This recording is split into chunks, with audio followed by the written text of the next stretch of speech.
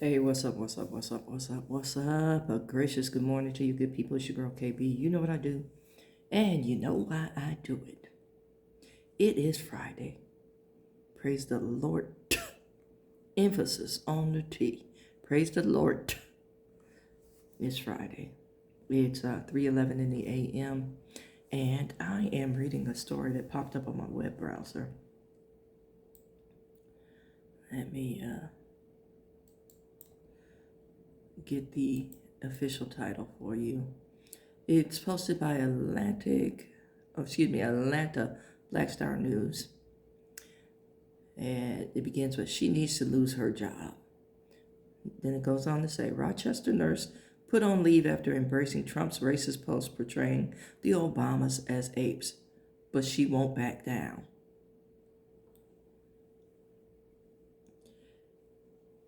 I'm kind of torn. Now, everybody knows the racist trope that was posted, and it is extremely racist to portray African Americans or black folks as monkeys. It's extremely racist. But okay, I'm going to give you your First Amendment right. Freedom of speech. But freedom of speech does not allow you to yell fire in a crowded theater. Freedom of speech does not absolve you from the consequences of your rights. And you have a right to say anything and everything. But no, there's a lot of physics involved here. For every action, you fill in the blank if you know it. If not, there's an equal and opposite reaction. Okay? Or in English, we say there's an if and a then clause.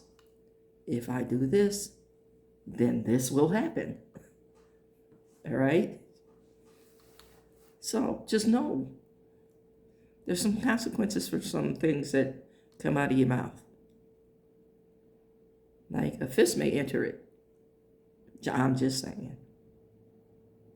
Says a nurse at Rochester General Hospital was placed on administrative leave and removed from her union leadership position after she made a social media post containing racist content.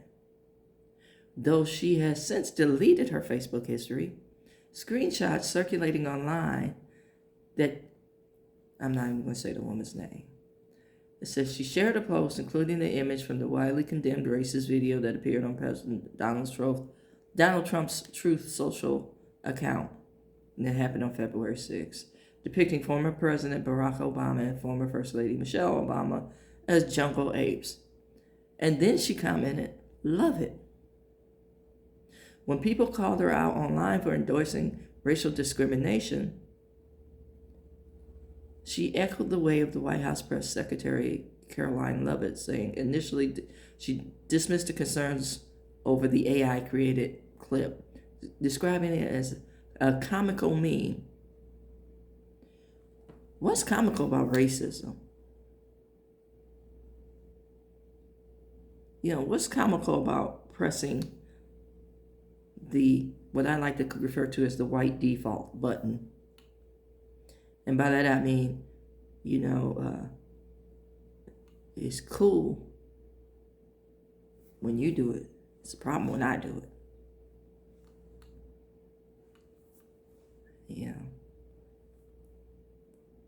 You get all kinds of blowback if I were to depict something. And she said everything is not about race.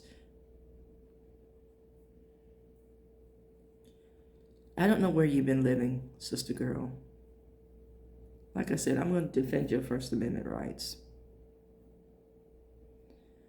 But I'm also going to challenge you to educate yourself about what those rights entail. Because I get a lot of blowback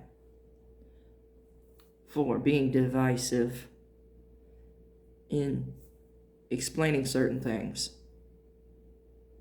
such as the white default. I can't imagine with what's her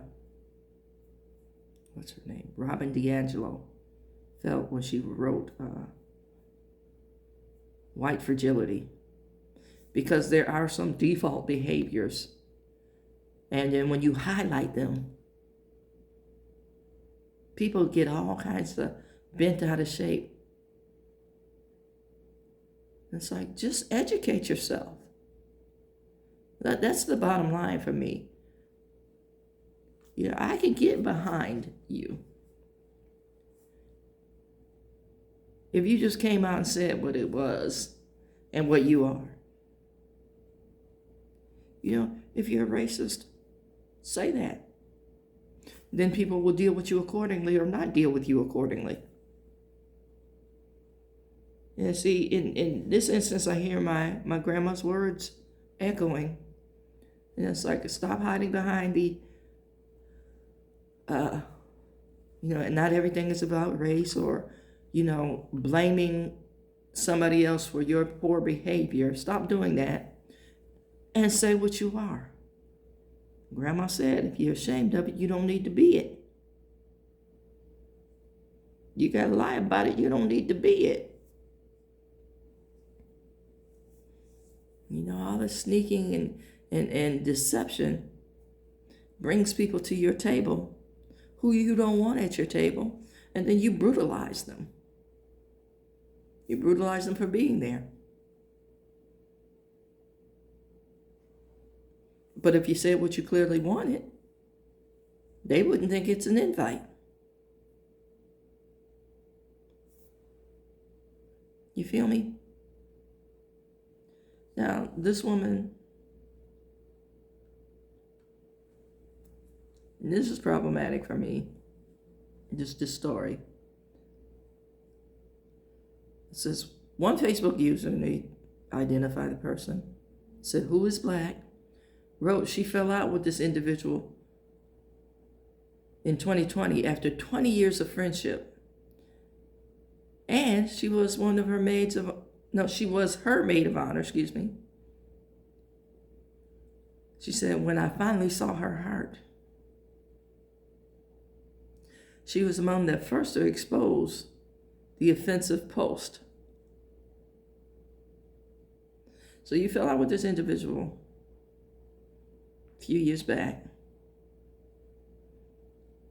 but you were still monitoring their posts. That sounds like you were harboring a resentment and you were looking for a get back. See, that's why this story is problematic.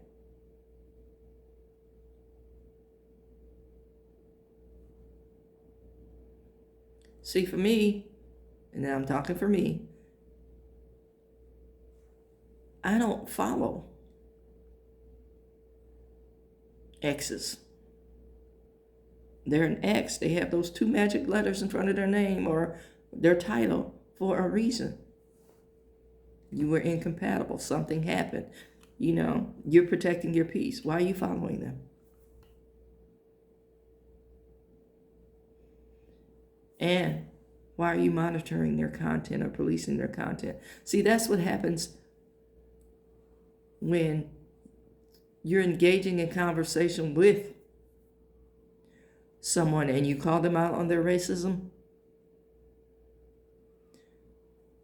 What the natural progression of the conversation is, after that individual gets wounded about knowing about their internal defaults, they immediately go to policing your tone. And that's part of the cycle of fragility. Well, I don't like how you said that. But you never asked, was it true? Or you never asked, why am I responding this way after hearing that what I said was racist? Those are never on the table. Y'all need to wake up. Bottom line. Wake up to your level of conversation, wake up to who you are, and wake up to setting limits and boundaries. So, like the sister girl said, everything's not black and white. Maybe it's not. But there sure as hell is a default.